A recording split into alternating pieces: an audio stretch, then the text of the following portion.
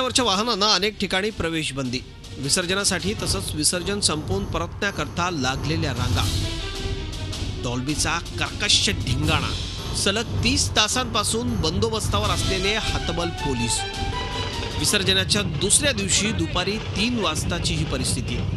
नेहमीप्रमाणे विसर्जनाचा संपूर्ण दिवस मानाच्या गणपतींनी घेतला। रात्री 12च्या ठोक्याला आवाज बंद करावा लागल्यानं इतर मंडळांची अडचण झाली। त्यामुळे एका दीर्घ अशा विश्रांतीनंतर दुसऱ्या दिवशी सकाळी गणेश भक्तांच्या उत्साहाला नवं उधाण आलं। परिणामी मिरवणूक नेहमीप्रमाणे रेंगाळली। गुरुवारी सकाळी 10:30 वाजता मंडईतील टिळक पुतळ्यापासून मिरवणुकीला सुरुवात झाली होती। दुसऱ्या दिवशी दुपारी 3 वाजता शेवटच्या गणपतीचं विसर्जन झालं। यंदाची मिरवणूक 28 तास 30 मिनिटं चालल्याची नोंद झाली।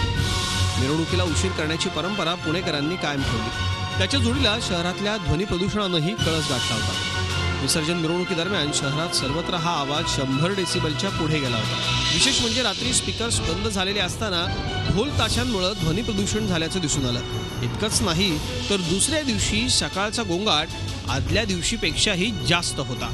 काल आम्ही साधारणतः दुपारपासून निरीक्षणाला सुरुवात केली आणि आज सकाळपर्यंत निरीक्षणं चालू होती। आमचे कार्यकर्ते प्रत्येक जे काही रस्ते आहेत त्या सगळ्या रस्त्यांवरही होते आणि अलका चौकामध्ये पण होते आणि या सगळ्यामधून एक असं दिसून आलं की डेसिबलची जी लिमिट आहे ही ढोल ताशा पथक असेल किंवा स्पीकर्सच्या भिंती असतील, म्हणजे DJ आपण म्हणतो त्याला, या दोन्हीचं प्रदूषण जे आहे साधारणतः 95 डेसिबल ते 100 डेसिबल याच्या दरम्यान ॲव्हरेज होतं आणि अनेकांचं ते 100 डेसिबलपेक्षाही जास्त होतं। गणेशोत्सव तसंच विसर्जन मिरवणुकीला आलेल्या स्वरूपाविषयी आजवर चर्चा होत आलेली आहेच।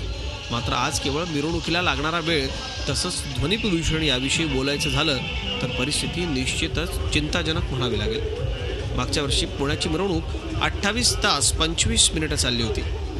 यावर्षी 5 मिनिटं का होईना वाढली आहेत। गणेश भक्त तसंच कार्यकर्त्यांचा उत्साह समजण्यासारखा आहे। बाप्पाला वाजत गाजत धूमधडाक्यात दिमाखदार निरोप देण्याबद्दल वादही नाही। प्रश्न येतो मर्यादेचा। फार तर दुसऱ्या दिवशी पहाटेपर्यंत शहर सुरळीत व्हायला हवं। कुठे थांबायचं याचं भान सुज्ञ पुणेकरांनी बाळगायलाच हवं।